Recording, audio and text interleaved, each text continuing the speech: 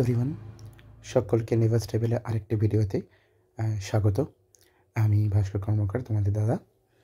তা আগের দিন আমি ভেক্টরে যে জায়গা থেকে শেষ করেছিলাম, আজকের আমি আবার সেই জায়গা থেকে শুরু করার চেষ্টা করছি। আশা করি আগের দিন তোমাদের কোন জিনিসটা হয়েছিল তোমরা জানো। তা আজকে এই ভিডিওটাতে যারা যারা এসছো দেখতে, তাদের যদি সময় থাকে তারা একটু আগের ভিডিওটা কি দেখে আসো, তাহলে তুমি এর সঙ্গে কানেকশানটা ভালো করে বুঝতে পারবে। মানে আগের ভিডিওতে আমরা কি করছিলাম, আমি তিনটে ভেক্টর নিয়েছিলাম, এ ভেক্টর, বি ভেক্টর আর সি ভেক্টর। সেখানে যদি লিখছিলাম যে C vector is equals to A vector plus B vector, এবং এটাকে আমরা বলছিলাম যে ট্রায়াঙ্গুলার ল, এটাকে আমরা বলছিলাম triangular law of vector addition, ঠিক আছে।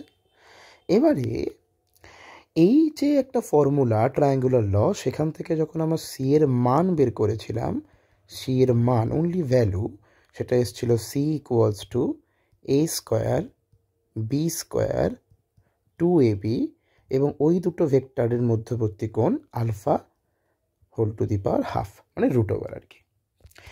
তাহলে আজকের আমরা এরপর থেকে যে সি এর দিক, এটা তো মান বেরিয়ে গেছে, এবার আমরা সি এর দিকটা নিয়ে কথা বলবো, সি এর দিক নিয়ে কথা বলবো। কিভাবে একটু বোঝো।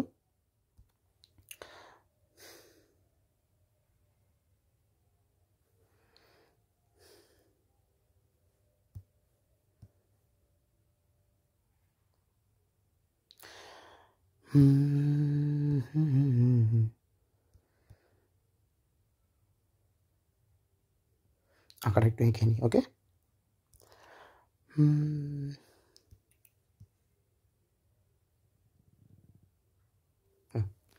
দেখো, তাহলে আমি এটাকে বলেছিলাম এ ভেক্টর, এটাকে বলেছিলাম বি ভেক্টর, এবং এটাকে বলেছিলাম সি ভেক্টর। এবং নামটা কি দিয়েছিলাম ওই মুহূর্তে মনে পড়ছে না, তো নাম আমি দিয়েছিলাম, আই গেস ধরে নিচ্ছি যে পি কিউ আর এস, ঠিক আছে, এরম নামটা ধরে নিচ্ছি আর একবার। তাহলে আমরা কি বের করব, সি এর দিক বার করব, যে সি যে ভেক্টরটা সেটার দিক। আচ্ছা, আমরা একটা কথা বলছি, সি ভেক্টরটা কি? সি ভেক্টরটা হলো এ ভেক্টর থেকে, শুধু এ ভেক্টর থেকে বলা ভুল, যে এ ভেক্টরের ইনিশিয়াল পয়েন্ট থেকে বি ভেক্টরের ফাইনাল পয়েন্টে যাওয়ার সরল রৈখিক রাস্তা, হ্যাঁ কি না? সরল রৈখিক রাস্তা, সেটা হচ্ছে আমার সি ভেক্টর। তার মানে আমার যদি সি ভেক্টরের দিক বার করতে হয়, তাহলে এটা যদি আমার এ ভেক্টর হয়, তাহলে এটা যদি আমার সি ভেক্টর হয়, তাহলে এই অ্যাঙ্গেলটাকে যদি আমি থিটা বলি, তাহলে সেই থিটাটা আমাকে বার করতে হবে, হ্যাঁ কি না? সি ভেক্টরের দিক মানে কোনটা? সি ভেক্টর এ ভেক্টরের ইনিশিয়াল পয়েন্ট থেকে শুরু হয়েছে, তাহলে এ ভেক্টরের সঙ্গে যে অ্যাঙ্গেলটা করে আছে, সেই অ্যাঙ্গেলটাই হচ্ছে সি ভেক্টরের দিককে চিহ্নিত করতে সাহায্য করবে। তাহলে আমি সি এর ডিরেকশন বার করব থিটার সাপেক্ষে,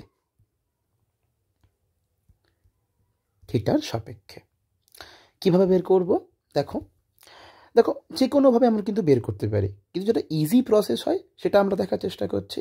সেটা কি, যদি আমি ট্যান থিটা নিয়ে কাজ করা শুরু করি, তাহলে কি হবে? ট্যান থিটা মানে ফর ত্রিভুজ পি কিউ আর, মানে বড় ত্রিভুজটা। তাহলে এটা হচ্ছে আমার লম্ব, এটা হচ্ছে আমার অতিভুজ, আর এই পুরোটা হচ্ছে আমার ভূমি। তাহলে লম্ব বাই ভূমি মানে ট্যান থিটা হয়। লম্বটা কোনটা? কিউ আর, আর ভূমিটা কোনটা?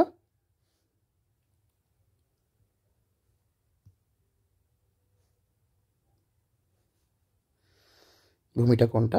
পি আর, ঠিক আছে। তাহলে এখান থেকে কিউ আর আমার কত আসছে? কিউ আর মানে কোনটা? আমার কিউ আর মানে হচ্ছে আমার এই পার্টটা,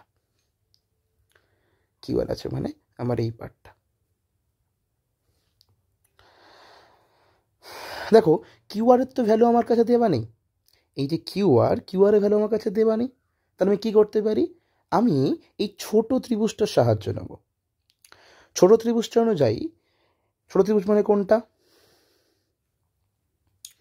ফর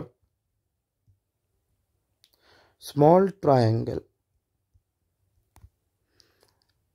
কিউআর, এটা কি লম্ব, এসআর এটা কি ভূমি, আর কিউএস এটা হচ্ছে আমাদের অতিভুজ।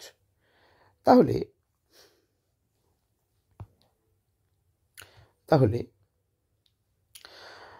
কিউআর ডিরেক্টলি ভ্যালু আমরা জানি না, তাহলে আমি কি করতে পারি, দেখো ছোট ত্রিভুজটা থেকে, এই যে ছোট ত্রিভুজটা থেকে আমি কী বের করতে পারি, যেটা আগের মান কি ছিল, আলফা ছিল, আমরা যখন আগেরটাতে করেছিলাম এর মানটা আলফা ছিল, তাহলে যখন আলফা মানটা যদি আমি বের করতে পারি তাহলে কি হতে পারে, আলফা মানটা যদি আমি বের করি তাহলে কি হতে পারে, লম্ব বাই অতি ইসিকস টু কী হয়, সাইন আলফা। তাহলে লম্বর মান কত, কিউআর, অতিভুজের মান বি ভেক্টর, তাহলে B sine alpha.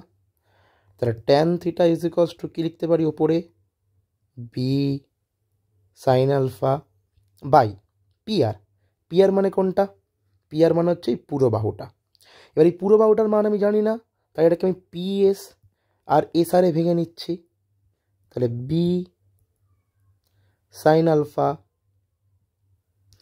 PS plus, পিএসটা তো আমি কি জানি, পিএসটা হচ্ছে এ ভেক্টর আমি জানি, তাই এখানে এ দিয়ে দিচ্ছি, কারণ আমার পিএস মানে আমি এ ভেক্টরের মড, তারপর হচ্ছে তোমার এখানে অতিভুজ মানে এসআর মানে তোমার বি ভেক্টরের মড মানে বি, সেগুলো ইউজ করছে। বাট এসআর মানে তো আমরা আগে বের করেছিলাম, আগের ভিডিও থেকে দেখবে।